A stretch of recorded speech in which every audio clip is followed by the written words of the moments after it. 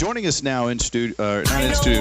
No, he's not on the hotline. He's not in the studio. Andy's not on the hotline. He's in person at Barbecues Galore in Allen. His name is Will Marshall of Texas Wiffle Ball.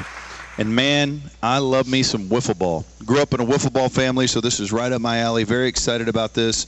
Will Marshall, tell us what Texas Wiffle Ball is. Ben, first off, thank you for having me on the air. It's great to be out here. I guess I can tell you a little bit about it. Wiffle ball for us has always just been a backyard sport that we played with all of our friends and family.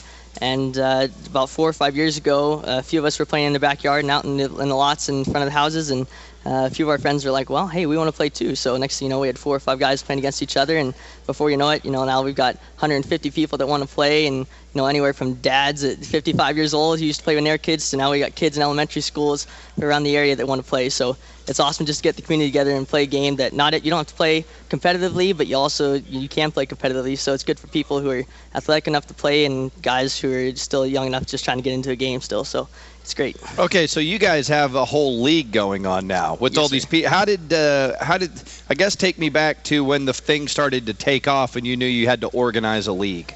So the first year, Kyle Harridge and I founded it in 2012. And really, honestly, it was just like that. We had 10 or 15 guys that said they wanted to play. So we organized a league with 6 teams in it. And we put together a little schedule, and we played in his backyard. It was just big enough to have a field on it. And from there, just guys started finding out more and more about it every single year. So we've grown by about 3 or 4 teams every year. Now we're into a bigger neighborhood with 2.5-acre lots in their backyards, and we've got stadiums built. So it's an announcer's booth, PA system. Everyone has a walk-up song. It's the whole thing. It's pretty legit. Yeah, I was looking at this online, and Mike Ducey did a story on you guys, and I was watching that story, and you guys have the chalk. You got the foul poles. You do have a stadium. You got a home run wall. You've got your own strike zone. You've got this big gong back there. If the ball hits it, it makes a sound, so there's no argument about what's a strike and what's not a strike. There's a strike right there. It looks like a wiffle baller's dream. And so tell us about this new league that's starting, and if somebody's listening, how do they get on board? Right, so with the new divisions of the league we have, in the past we've always played fast pitch wiffle ball. The problem is the pitchers are getting so good that it really is not fair for any of the hitters to play. So we've divided into 2 leagues, a medium pitch league and a fast pitch league, where the guys who are really dominant pitchers and guys who want to try to hit dominant hitting can play in more of a fast pitch league. And the medium pitch league are more for guys who might want to be more recreational, play for fun, maybe with a dad and a son playing, or people who maybe not as competitive. And those guys are going to play medium pitch league, which just be a little slower pitches, trying to hit more home runs, kind of things like that. And to sign up for the league, it's all on our website. If you go to www.TWBL.net, we have registration page on there that you can fill out a form and sign up with your team. Okay, so the way I've always played is gentleman's pitch. We don't play with those 99-mile-an-hour fastballs that, but we do like to throw curveballs and stuff like that. But we would set up a chair. And if the ball hit the chair, it's a strike. And if it's stuck in the chair, it's a called out. But the idea is that you can't just sit there and hum it as fast as you want, but it's a hard thing to govern. And so how do you govern in your slowed down, slow pitch league? How do you govern that, whether someone's throwing too fast or not? Right, so in the medium pitch league this year, we're going to have a radar gun behind home plate. And so it's getting big time this year. Radar gun behind home plate, and we'll have a display facing the field so that both the people who are batting can see on the radar gun what the speed is going to be, and the people in the field are going to be able to see what the speed also is. So if it's over the pitch to the speed limit, which we haven't determined yet, but when it's over that pitch speed limit, then it's going to be a ball. And if it's under the speed limit, then obviously it's fair game. So. Okay, give me an example. What are you thinking? For the limit. So the limit, typically in fast pitch, the fastest you'll see is about 70 to 75 miles an hour, which from 42 to 45 feet away is like 110 miles an hour, right? Trying to hit a 110-mile fastball. So if you're going medium pitch, something that's hittable probably anywhere from 35 to 50 miles an hour, somewhere in there. And so, how drunk are you guys? Us? Not at all. Not right now. No, not right now, of course. There's a lot of beer drinking, though. There is quite a bit of beer drinking at the games, depending on who's there. But most of the time, it's the dad's teams that come, and they bring a case of beer and drink with some of their buddies. But no, for the most part, there's like 2 or 3 dad's teams that come out and do the drinking. There's none of the younger guys that come out there and do it. Okay, interesting. All right, we're talking to Will Marshall of Texas Wiffle Ball. And give us the website again. www.TWBL.net. And what's the Twitter account? Twitter account is @Texas Wiffle Ball. Okay, so if you don't know, wiffle ball is basically baseball with plastic bats and balls. If you don't know, baseball. What the hell are you doing with yourself if you don't know? Wiffle ball is pure greatness. Okay, so when you're out there playing, is it 3-on-3? You don't have a catcher, obviously. But do you have 3 guys in the field against 3 guys to bat? Correct. So you can have as many guys on your team, but only 3 guys in the field at once. So you'll have a pitcher and 2 outfielders. And the way we play it just like baseball. So you run all the way to first base. The fielder would have to field it and throw it back to the pitcher, and the pitcher would have to catch it.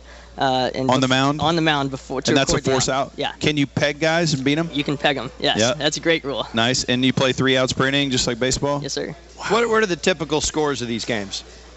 It's going to depend on the pitching. Like talking about the gentleman's pitch. Gentleman's pitch. Right, gentleman's meatballs. pitch. Anywhere from 15 to 20 runs probably per team. So okay. they can get really high. So we're thinking about instituting like a run limit per inning and a run rule, obviously. But typically the games are 30 to 45 minutes each. So we only play 3 innings. Okay. You guys have like a TV deal with Fox Sports Southwest, or where are you guys airing these games? We did. Well, we haven't aired them anywhere there, but we're on YouTube. So we've got a YouTube channel. Same thing, sweet. Texas Wiffle Ball League on YouTube. So you can see all the games there and the highlight reels, things like that. But yeah, Fox 4 has come out and done a story on us last summer, so that was really great.